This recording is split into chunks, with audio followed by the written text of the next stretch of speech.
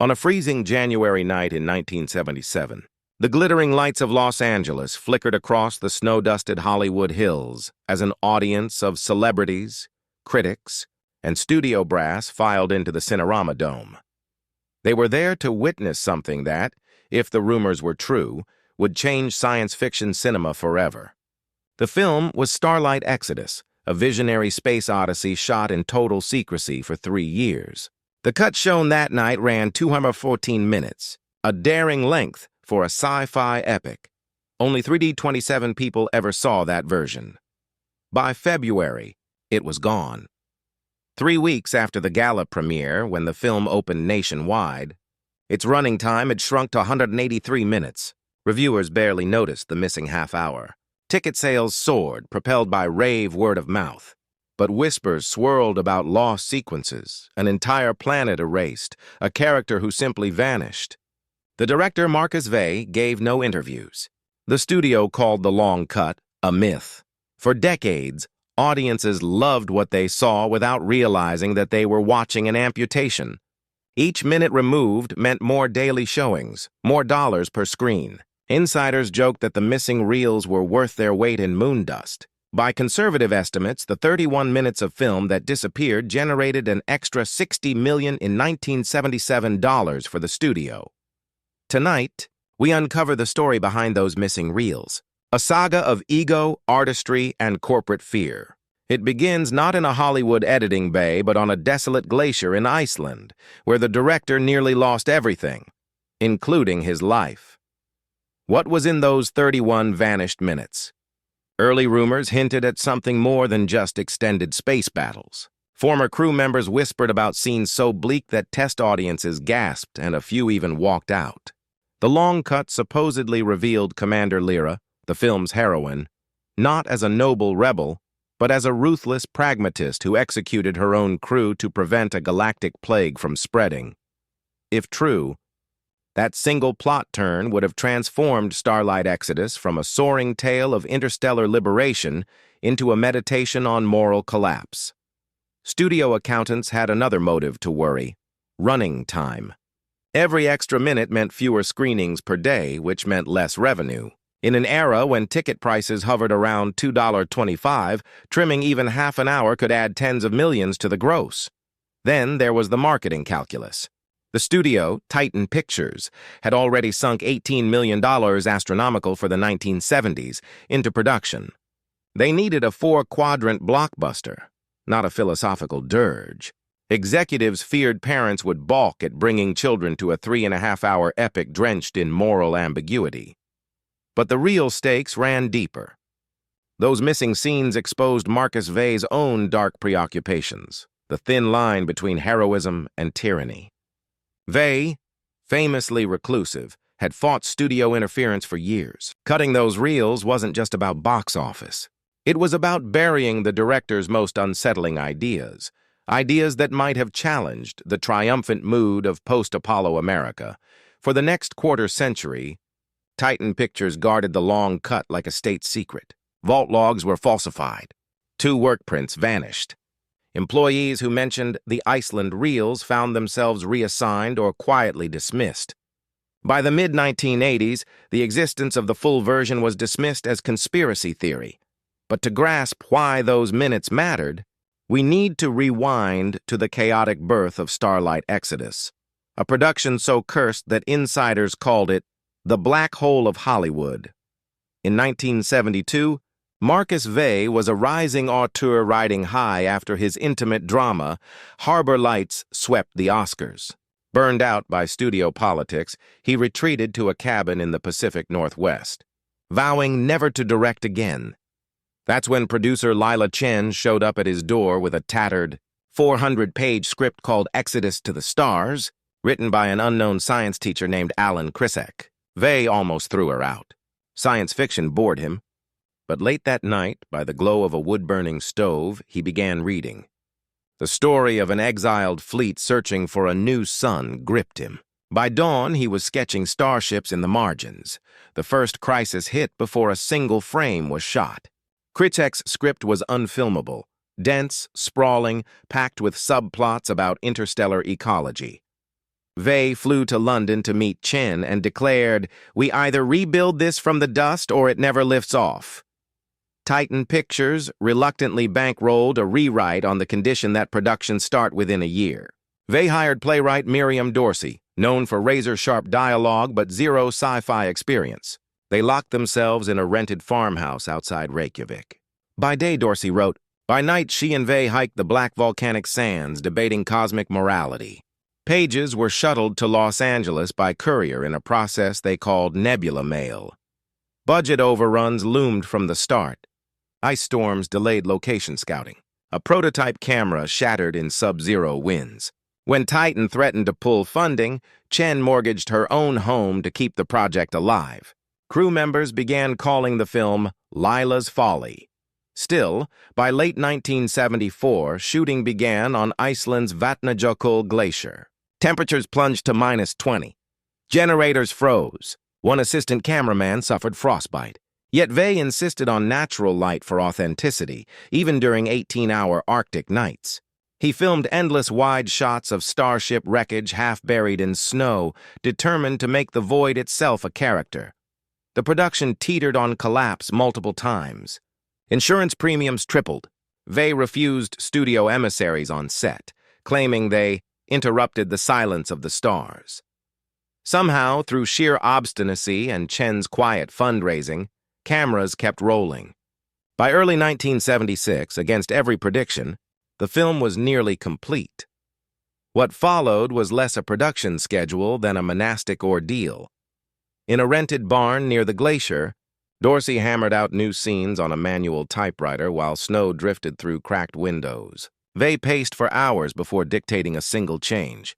He believed the story must mirror the cold mathematics of the universe, even if that meant characters committing unthinkable acts.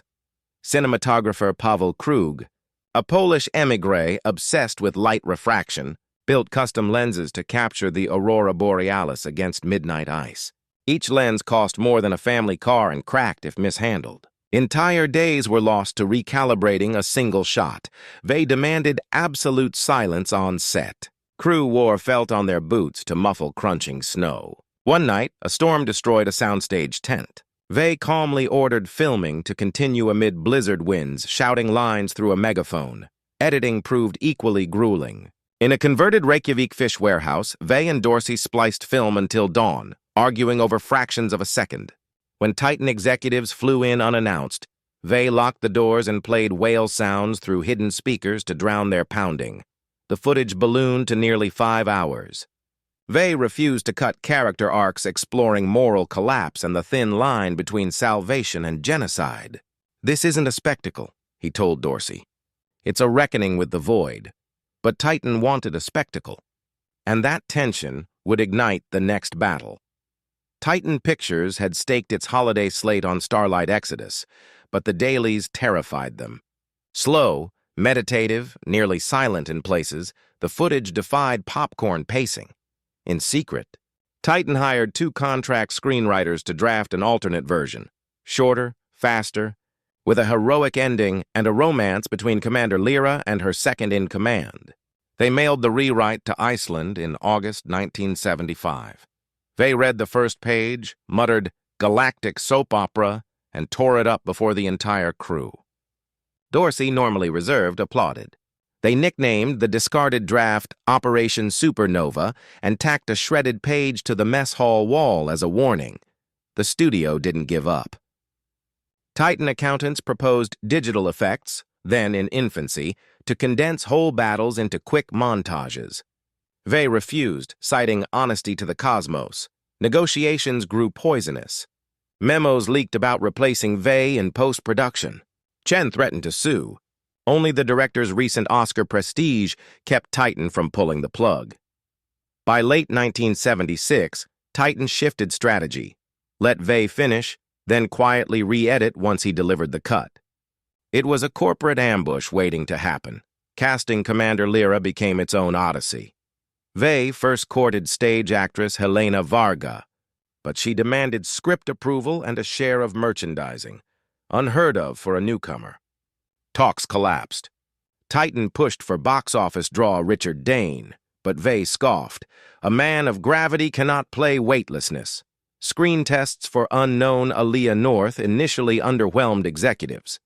Too ethereal, one memo read. Vey ordered a second test. North, in full flight suit, delivering a blistering monologue about sacrificing a crew for the greater good. The tape hit Titan's offices overnight. The next morning, a terse note arrived. She terrifies us. She's perfect. Elsewhere, veteran actor Marco Velasquez fought for a larger role after discovering that key monologues had been reassigned to a younger co-star. He threatened to walk unless his pivotal confrontation scene was restored. Vey, after a tense glacier-side argument, agreed to film an extended duel of philosophies that would later be one of the cut sequences. The Icelandic winter became both muse and tormentor. Camera motors froze in -30 winds. Entire lighting rigs vanished beneath sudden whiteouts. One memorable day, a freak storm buried the set under 2 meters of snow, forcing the crew to dig out Starship models by hand. Vey thrived in the adversity. He believed the unpredictable weather mirrored the story's cosmic indifference. He spent 4 days capturing a single shot of a distant explorer shimmering through auroral haze, using a 500mm lens so delicate that it shattered twice. Expenses spiraled. The production ultimately hired 800 local extras and built 3 full-scale Starship interiors inside a rented geothermal plant. Chen personally signed dozens of late-night payment slips under generator light. The crew began calling her the gravity that keeps us orbiting. Despite the hardships, the footage was breathtaking. When rough cuts reached Titan in mid-1976, even skeptical executives admitted it looked like Kubrick on ice. But their anxiety about length only deepened. On January 14, 1977, the Cinerama Dome glittered with starlight motifs for the world premiere. Critics gasped as the 214-minute epic unfolded, a slow, hypnotic meditation on exile and survival, climaxing in the shocking sequence where Commander Lyra executes her infected crew. The audience sat stunned during the silent final credits. That was the last time the full vision was shown publicly. Within weeks, Titan summoned Vey to a closed-door meeting. They argued that the running time limited daily screenings, costing millions. They insisted that the Lyra execution scene was too nihilistic for the bicentennial mood. Vey refused to cut. Titan cut without him. By February 4th, nationwide prints ran 183 minutes. Key sequences vanished. The execution, an eerie council debate, a haunting soliloquy delivered to a dying star. Newspapers still printed the original running time, and most moviegoers never knew. The shorter version grossed an astounding $120 million, an unprecedented haul for the period.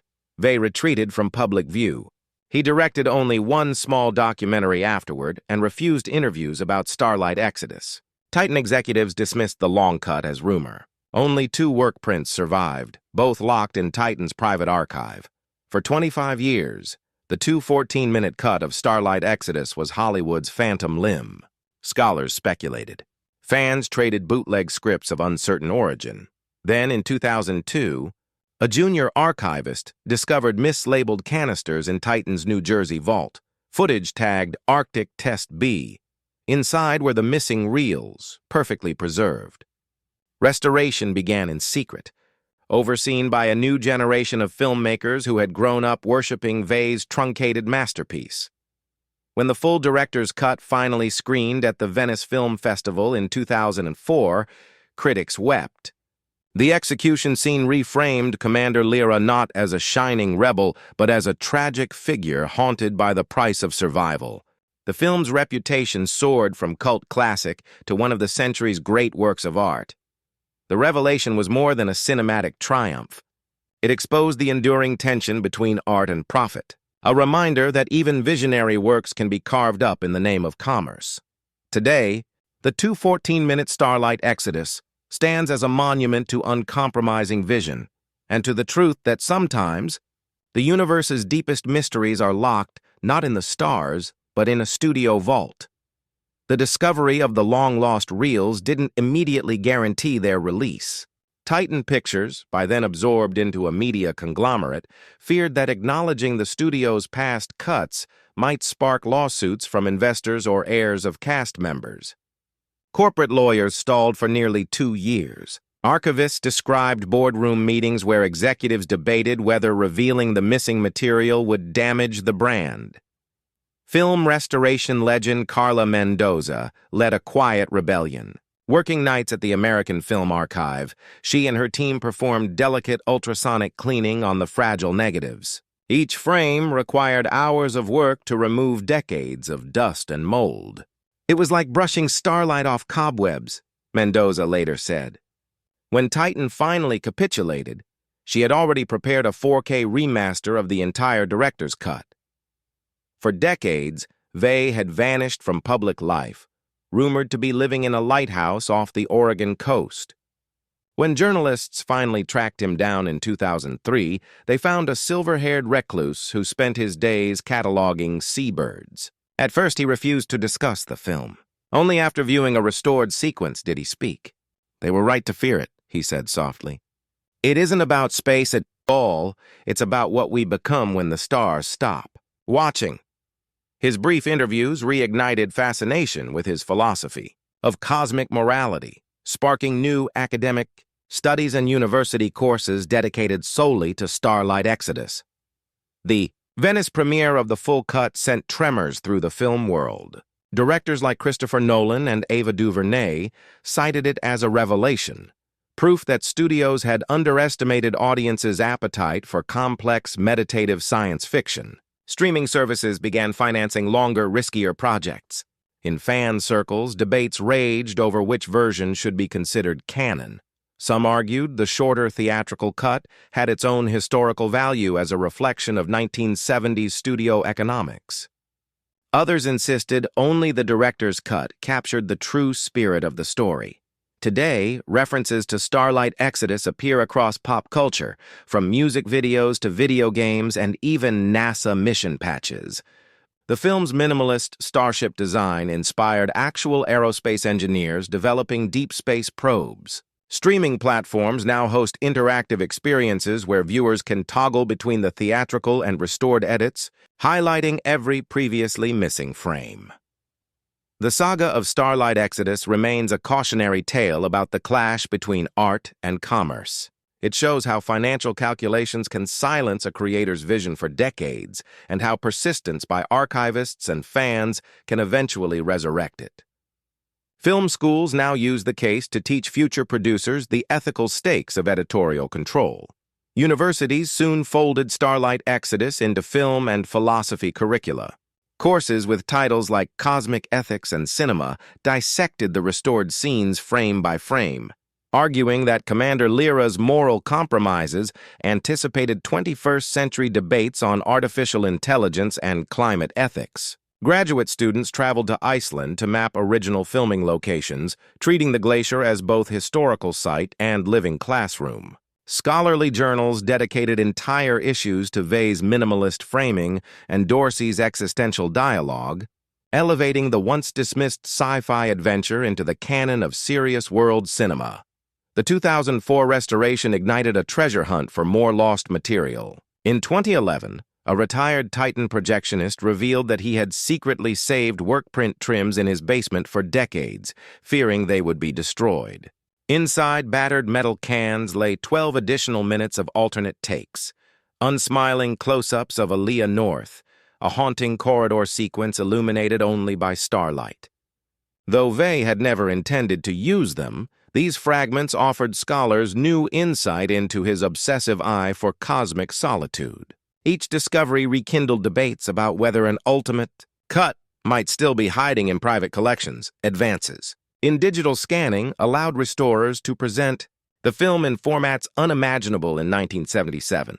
A 12K remaster premiered on streaming platforms, letting viewers pause to study the texture of icy winds or the glint of distant suns. Virtual reality installations recreated entire sets from original blueprints, allowing fans to walk the starship corridors. These innovations didn't just preserve history, they expanded it, turning Starlight Exodus into an evolving art form that new generations could experience in ways Vey never dreamed. nearly half a century after that cold Icelandic shoot, Starlight Exodus continues to inspire.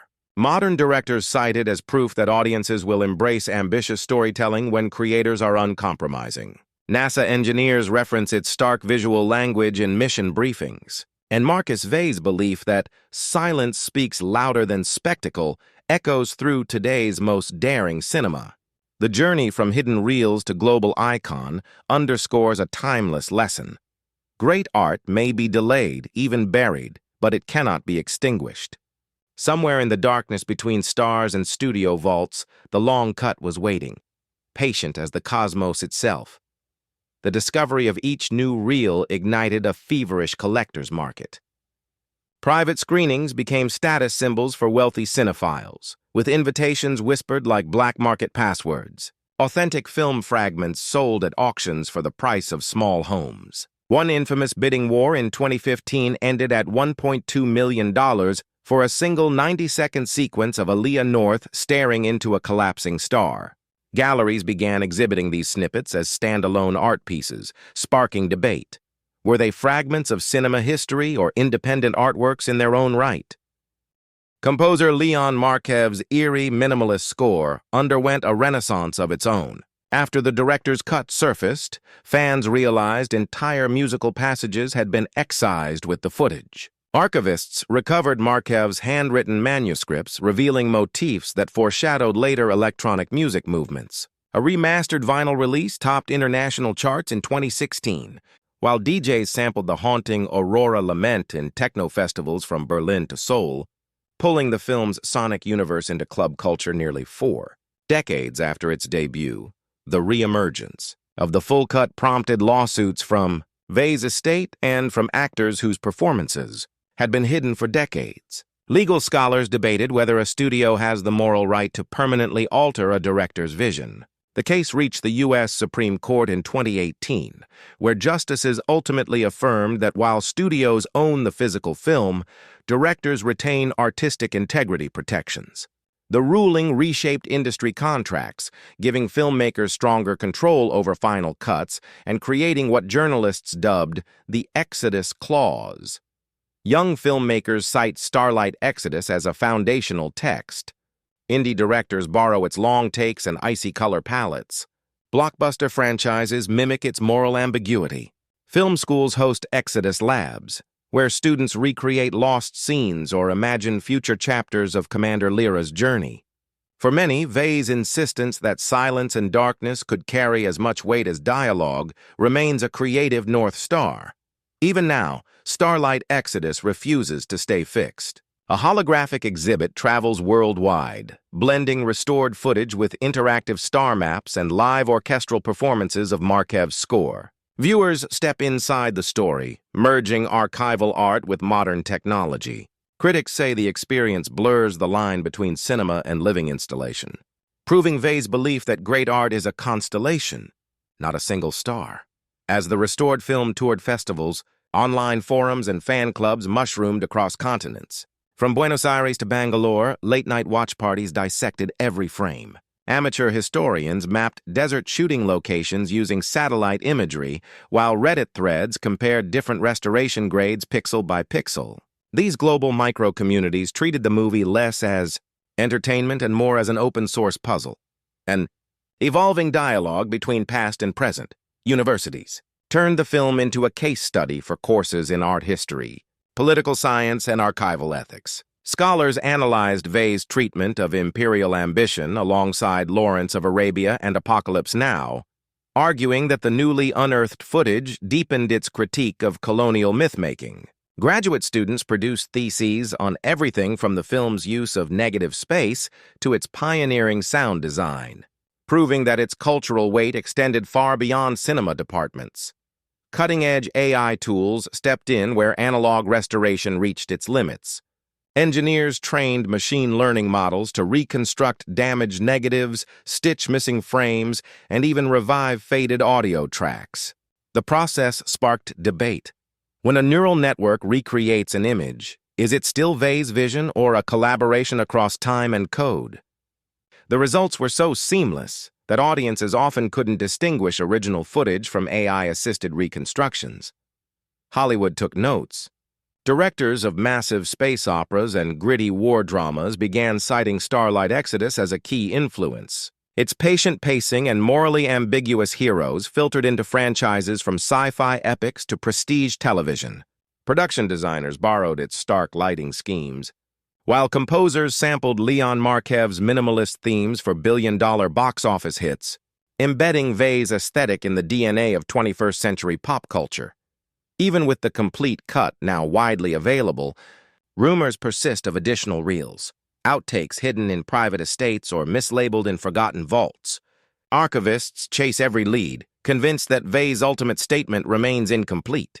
Fans argue that the film's enduring mystery is its true final act, a masterpiece that will never stop unfolding, ensuring that Starlight Exodus remains less a finished artifact than a living legend. Rumors continue to swirl about reels still missing from public archives.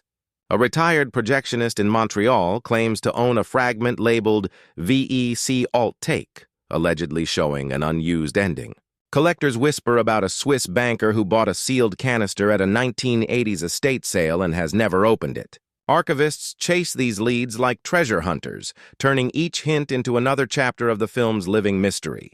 The renewed fascination with Starlight Exodus has created its own economy. Limited edition Blu-rays sell out in minutes. Prop replicas and 70mm stills fetch thousands on auction sites. A boutique coffee brand markets a Nebula roast tied to the film's color palette.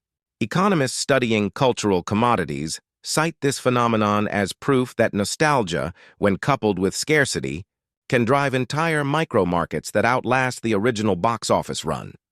Experimental theater groups have begun adapting key sequences into immersive stage productions. In Berlin, a warehouse was converted into a desert outpost, where audiences walked through shifting sand while actors whispered Vey's dialogue in multiple languages. Critics called it cinema-turned-dreamscape, while purists argued that breaking the screen barrier betrayed Vey's intention. The debate only fueled ticket demand, keeping the film alive in a new medium. Film schools from Tokyo to Toronto now require students to study Starlight Exodus as a core text. Professors analyze the contrast between the original studio cut and the painstakingly restored director's vision to teach lessons about creative control and archival stewardship. High school literature classes even use the script to explore themes of isolation, imperialism, and environmental extremes, demonstrating its reach far beyond film departments. Despite all restorations and celebrations, viewers sense that the conversation between audience and film is still unfinished. Each generation brings new interpretations. Climate activists view it as a warning about resource exploitation. Psychologists read it as a study of fractured identity. Rather than settling into history, the movie keeps inviting debate, proving that its power lies not in a final answer, but in endless questioning. As technology advanced, archivists began scanning every surviving frame at 16-bit 8K resolution. Tiny specks of desert dust were removed one grain at a time, while machine learning algorithms reconstructed cracked negatives that had warped in storage. Viewers at a 2023 Tokyo premiere gasped at the crystal-clear images, saying it felt like standing inside the desert itself. Yet some critics questioned whether perfect clarity might betray the texture and mystery that Vey originally captured. Major film festivals embraced the legend by creating entire Exodus nights. In Venice, boats along the Grand Canal projected key desert sequences onto rippling water. In Buenos Aires, tango orchestras performed Markev's score live under the open sky. These celebrations transformed a once-lost film into a cross-cultural ritual, proving that its resonance had leapt far beyond the cinema screen into the fabric of global art. Online creators took the mythology further. Indie animators crafted speculative prequels about Commander Lyra's childhood. Game designers built interactive VR expeditions across endless dunes. Musicians remixed the haunting score into ambient soundscapes streamed millions of times. While none of these projects are officially sanctioned, many critics argue they capture the film's restless spirit. Art begetting more art. A living conversation instead of a closed masterpiece. New scholarly angles continue to surface. Environmental historians analyze the desert as an allegory for climate collapse. Gender studies scholars dissect Lyra's androgynous presence as a quiet revolution against early 70s norms. Even political theorists debate the film's unspoken commentary on imperial decline. Each discipline extracts new meaning, ensuring that Starlight Exodus remains an evergreen text for intellectual inquiry. Decades after its rebirth, Starlight Exodus stands as proof that cinema can be both fragile and immortal. What began as a buried director's vision has become a global phenomenon spanning archives, classrooms, concert halls, and digital worlds. Every rediscovery, whether a lost reel or a fresh interpretation, keeps the story alive, suggesting that true art never ends. It only expands, waiting for the next generation to find it again. International museums have now created a shared digital repository where every known frame, script draft, and production note can be explored in 3D.